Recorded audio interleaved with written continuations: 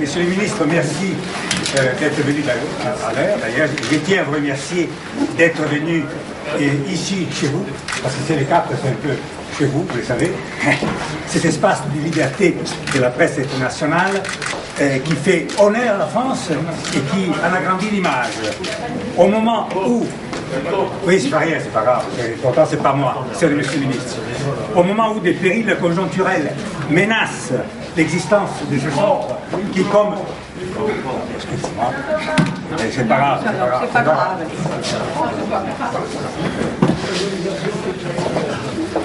Au moment où, je disais, des menaces conjoncturelles, disons, mettent en péril l'existence de ce centre, comme vous voyez, accueille des journalistes français et étrangers, je félicite Christine Renutel, présidente de l'APE, de vous avoir invité ici à 3 jours du premier tour de l'élection présidentielle.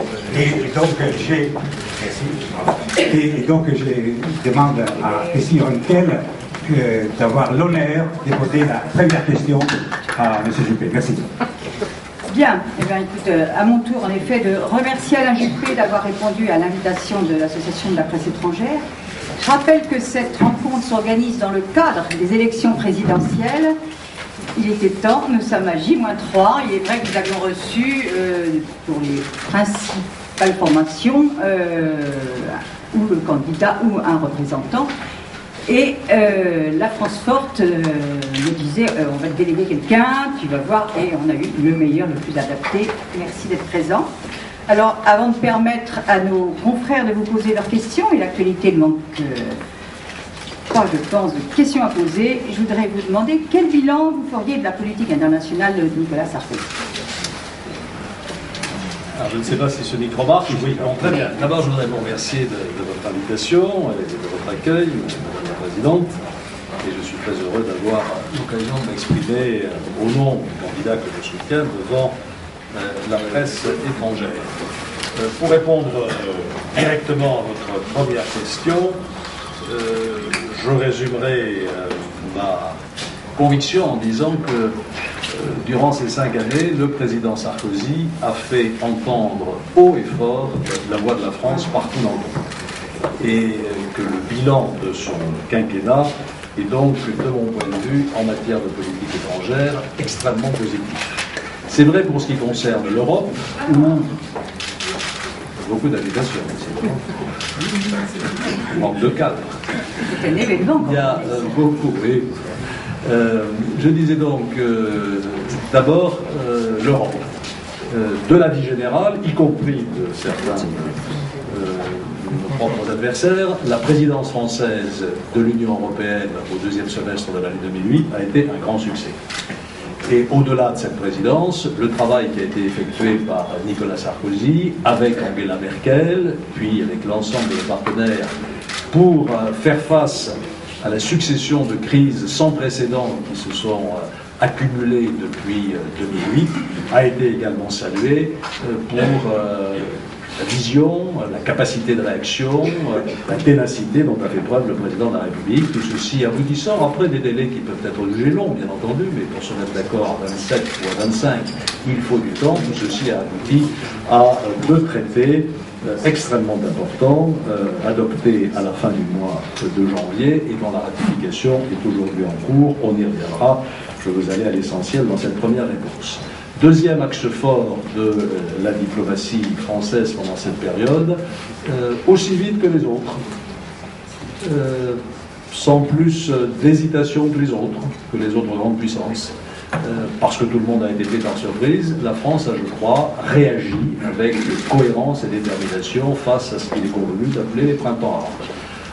Les voyages que j'ai pu faire tout au long de cette année, en Tunisie, au Maroc, en Algérie, en Libye, j'en oublie sans doute, me montrent que les positions constantes de la France en soutien aux besoins d'émancipation et de démocratisation des peuples arabes a été bien ressentie, et nous pourrons en reparler bien sûr. Nous nous battons sans jamais baisser les bras sur l'affaire syrienne, sur la crise syrienne.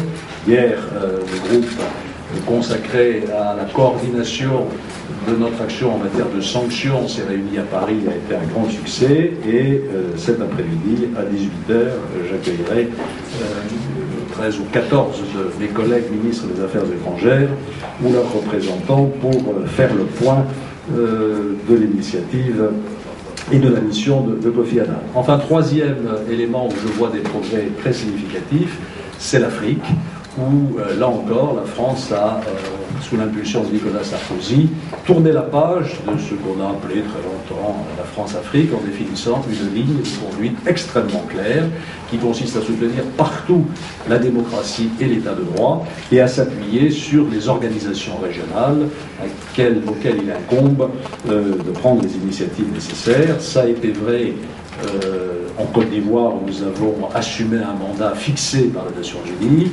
C'est vrai aujourd'hui au Mali, où nous soutenons à fond l'initiative de la CEDEAO. C'est vrai en Guinée-Bissau. C'est vrai au Madagascar, où nous soutenons la médiation de la SADC. Bref, il y a là une cohérence très grande qui, fort heureusement, aboutit parfois à des situations positives. Il n'y a pas que de gros nuages noirs dans le ciel de la diplomatie internationale, il y a aussi quelques coins de ciel bleu, et ça a été pour nous, je dois le dire, une très grande satisfaction de recevoir hier le président Macky Sall après le processus électoral au Sénégal qui a montré la maturité démocratique de ce pays. À cette occasion, d'ailleurs, je le signale, nous avons signé de nouvel accord de défense avec le Sénégal, ce qui met une fin à la réactualisation de tous ces accords qui sont désormais publics, discutés et votés par le Parlement français, ne comportent non plus aucune des clauses secrètes qui étaient parfois dénoncées dans le passé. Voilà quelques points forts, il y en aurait beaucoup d'autres à ajouter. Je peux manquer bien sûr de signaler le succès de la présidence française du G8 et le succès de la présidence française du G20.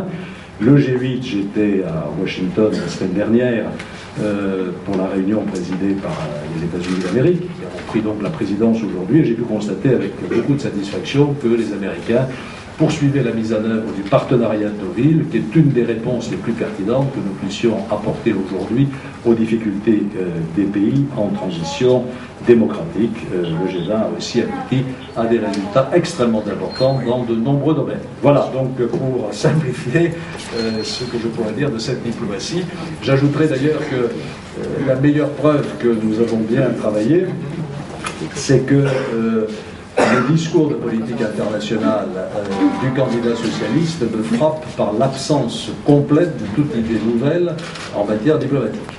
C'est un mauvais copier-coller de ce que Nicolas Sarkozy fait depuis 5 ans, l'énergie en moins, sans la moindre valeur ajoutée, avec une seule différence, l'Afghanistan, où l'annonce d'un retrait précipité des troupes françaises d'ici le 31 décembre 2012 est à la fois infaisable techniquement et vraisemblablement déshonorant militairement, puisqu'il amènerait à retirer nos troupes, non pas dans le cadre d'un retour organisé, mais d'une fuite précipitée.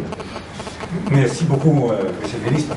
Je vais donner l'exemple à mes confrères en donnant aussi mon nom, Ruggero De Pass, correspondant de la radio-télévision suisse italienne. Et je voulais vous parler d'une des nouveautés, si vous voulez, de la diplomatie française ces derniers temps, c'est l'Europe. Est-ce que vous avez parlé au Financial Times de l'Europe qui protège?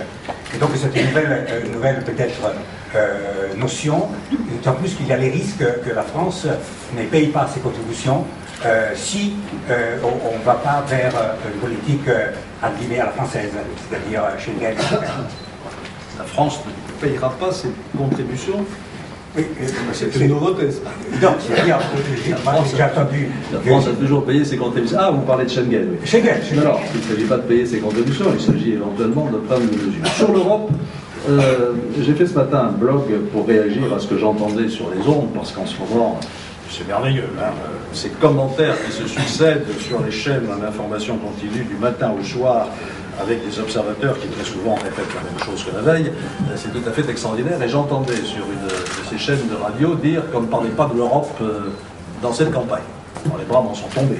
À Villepinte, le président de la République a fait un discours qui, de mon point de vue, a redonné du sens à l'Europe. Hier, pour ne prendre que mon modeste exemple, j'étais à Toulouse en meeting avec François Fillon, il y avait énormément de monde, et j'ai consacré la quasi-intégralité de mon discours à parler de l'Europe. Pourquoi est-ce que je dis que le président de la République a refondé d'une certaine manière le projet européen et lui a redonné un sens nouveau? D'abord, un constat qui ne vous surprendra pas, je n'ai pas besoin de développer ce point devant vous, nous sommes dans un nouveau monde qui a radicalement changé depuis 20 ou 30 ans. On pourrait se demander si tout le monde en France en a pris conscience. Quand on voit que certains candidats à l'élection présidentielle tendent le poing, brandissent le drapeau rouge, chantent l'international, on se dit qu'une grande partie des forces politiques françaises en sont encore au XXe siècle, pour ne pas dire au XIXe.